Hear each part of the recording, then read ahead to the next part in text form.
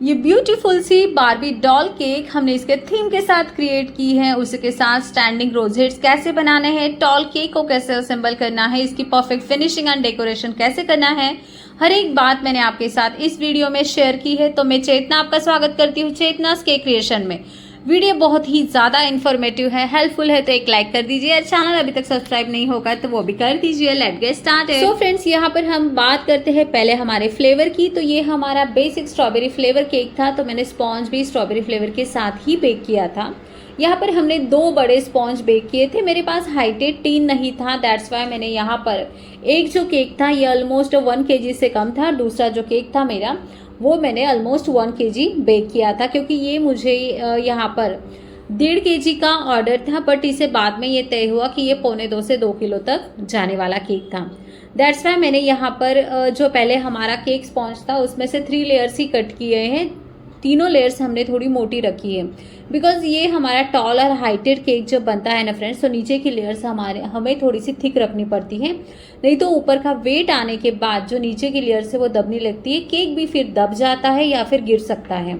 That's why ये strawberry flavour का cake था फ्रेंड। दैट्स वाई यहाँ पर हमने व्हिप क्रीम के अंदर स्ट्रॉबेरी क्रश को मिक्स कर दिया था। अगर आपने मेरे वीडियोस देखे हैं, अगर देखे नहीं है तो देख लीजिएगा। मुझे आदत है फ्रेंड्स कि मैं क्या करती हूँ, परफेक्ट फ्लेवर आने के लिए जो हमारी व्हिपिंग क्रीम होती है उसके अंदर ही फ्लेवर अकॉर्डिंग क्रश को मिक्स कर देती हूँ और बाद में ऊपर से भी उसे पोवर कर देती हूँ।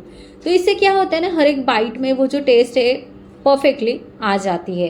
तो स्ट्रॉबेरी फ्लेवर की सेकंड लेयर भी हमने इसी तरह से असेंबल की थी। तो एक केक की मैंने 3 लेयर्स निकाली थी और जो सेकंड केक था ना मेरा, उसकी अराउंड मैंने 4 to 5 लेयर्स निकाली थी। यानी हमने टोटल 7 to 8 लेयर्स का ये केक रेडी किया था। तो आप समझ सकते कि ये हमारा कितना टॉल और हाइटेड तो था ही, उसी के साथ बहुत बड़ा केक भी बना था, क्योंकि अराउंड 2 kg के आसपास ये केक चला गया था फ्रेंड्स। तो अब देखिए, बीच की बातें मैंने स्किप की है, बीच के जो लेयर्स थे, क्योंकि हर एक लेयर के साथ सेम ही था फ्रेंड्स। हमें करना है सोक के बाद हम व्हिप क्रीम जो है हमारी स्ट्रॉबेरी फ्लेवर की उसे स्प्रेड करेंगे और ऊपर से हम लगाएंगे स्ट्रॉबेरी फ्लेवर का क्रश, और देन डन। इसी तरह से हमारी फ्लेवर होती है।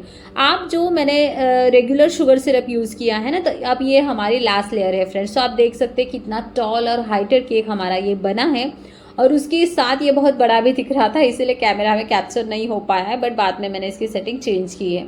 अब ये यहाँ पर बीच में थोड़ा सा आपको गैप दिख रहा होगा, बिकॉज मैंने 2 स्पॉन्ज बेक किए थे। तो ऐसे में कभी कभी क्या होता है ना, कुछ लेयर थोड़ी सी छोटी रह जाती, तो मैंने सिर्फ क्रम कोट किया था। आप देख सकते हैं क्रम कोट करने के बाद मैंने इसे ऑलमोस्ट 15 मिनट्स के लिए केक को सेट होने के लिए फ्रीज में रख दिया था। अब यहाँ पर हमने ले ली थी व्हिपिंग क्रीम। व्हिप क्रीम के अंदर अब ये देख रहे होंगे आप, एकदम बटर क्रीम की जो फ्रॉस्टिंग होती है ना, वैसे रिच वाला लुक ये हमारी क्रीम दे रही है। तो इसके लिए हमने इसमें ऐड किया था just a drop of yellow colour. इससे ये बटर क्रीम वाला जो रिचनेस होता है ना, वो क्रीम में लुक वाइज आने लगता है। और क्रीम तो हमारी रिच होती है फ्रेंड्स, क्योंकि मैं ट्रोकोलाइट की प्रीमियम वाली यूज़ करती हूँ। क्रीम को अगर आप परफेक्ट बीट करते हैं ना, तो आपकी जो केक की फिनिशिंग है वो भी परफेक्ट आती है और केक का लुक भी बहुत अच्छा आता है। आपने देखा है हमारे केक का लुक कितना परफेक्ट आया था, फिनिशिंग भी मैंने किस तरह से की, और ये बातें मैंने आपको एक्सप्लेन भी की है डिटेल में, आप देख सकते हैं वीडियो में, इसलिए वो बातें मैंने स्किप नहीं की है। कुछ जगह पे थोड़ा सा स्पीड बढ़ाया है सिर्फ, क्योंकि आपको भी पता है बड़े केक्स बनाते हैं हम, तो टाइम बहुत ही ज़्यादा लगता है, और मुझे तो हद से ज़्यादा टाइम लग गया था। बिकॉज एक तो टॉल केक था, तो उसे असेंबल अच्छे से करे। हर एक लेयर के वक्त अगर आप साइड वॉल्स क्लियर करते रहे ना, तो थोड़ा सा अच्छा हो जाता है, ईजी हो जाता है। वैसे मैंने किया, देन मैंने उसे क्रम कोट होने के बाद फ्रिज में सेट होने दिया, क्योंकि टाइम है तो सेट कर ही लीजिएगा। और बड़े ऑर्डर जब होते तो हमें वो तो टाइम से बिफोर आ ही जाते हैं, तो इसीलिए उसे भी सेट कर दिया था। और इसके बाद अब जहाँ जहाँ मुझे थोड़ा बहुत भी गैप दिख रहा था ना, वहाँ पे मैं क्लीन करती जा रही थी पैलेट नाइफ के हेल्प के साथ, और ये अच्छी तरह से फिर ये हमारा हो जाएगा स्मूथनिंग और अच्छे से फिनिशिंग केक की। तो फ्रेंड्स, मैं बता रही थी जब आप टॉल केक्स बनाते हैं ना, तो कुछ प्रिकॉशंस लिया कीजिए। आप डॉवल्स उसमें इंसर्ट कर दिया कीजिए अच्छे से। अब यहाँ पर मैं पहले तो भूल गई थी सच में, पर बाद में मैंने लॉन्ग वाली जो टूथपिक्स होती है ना, उसे इंसर्ट कर दिया था। वैसे भी ये मेरे बाजू के बिल्डिंग में ही जाने वाला था, तो कोई इश्यू नहीं था, बट मैंने सोचा एक सेफ साइड मैंने 2 सिर्फ यहाँ पर टूथपिक को ऐड कर दिया था। अब देखिए यहाँ पर मैं कर रही हूँ पैलेट नाइफ के हेल्प के साथ। एक्चुअल में फ्रेंड्स, ये जो रेड वाला स्क्रैपर आपने देखा ना, बड़े वाले स्क्रैपर्स तो मैं लेकर आई हूँ हाइटेड या टॉल केक के लिए, बट पता नहीं क्यों उनके साथ मुझे कंफर्टेबल हो ही नहीं पा रहा है। शायद मैं सॉफ्ट स्क्रैपर हमेशा यूज़ करती हूँ, दैट्स वाई। मतलब कम से कम मेरी ना पैलेट नाइफ की हेल्प के साथ मैं अच्छे से स्मूथनिंग कर लेती हूँ, फिनिशिंग कर लेती हूँ, आप देख सकते हैं। बट वो रेड कलर का मैंने ट्राई किया बट नहीं हो रहा था, तो फिर मैंने सोचा भाई नहीं, टाइम वेस्ट करने से अच्छा है यही कर लो। फिर पैलेट नाइफ से मैंने साइड को, क्योंकि ये जो केक का जो फोटो था ना, जो मैम को मैंने कुछ फोटो भेजे थे उसमें से उन्होंने सिलेक्ट किया था, वो फोटो तो मैं ऐड नहीं कर पाई हूँ, बट जो मैंने बनाया ना वैसा ही फोटो था।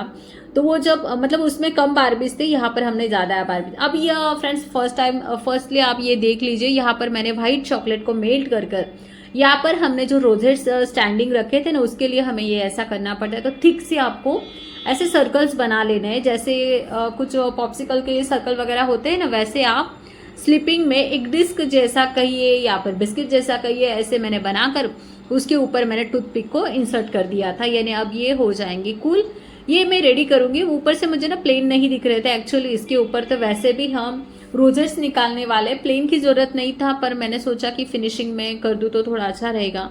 तो मैंने जो छोटा वाला हमारा आता है ना स्पून, मेजरिंग स्पून, उसके हेल्प के साथ उसके बैक साइड से ये सब किया था। तो जैसे पिक में था उस अकॉर्डिंग मुझे 3 बड़े वाले सर्कल्स, एक छोटा वाला, और फिर जो बाकी के थे ना उसे फिर हमें असेंबल करते वक्त टूथपिक की हेल्प नहीं चाहिए थी। तो ये मैंने 15 मिनट्स अराउंड फ्रीज में सेट होने दिया था। देखिए कितने प्यारे से निकल कर आए हैं।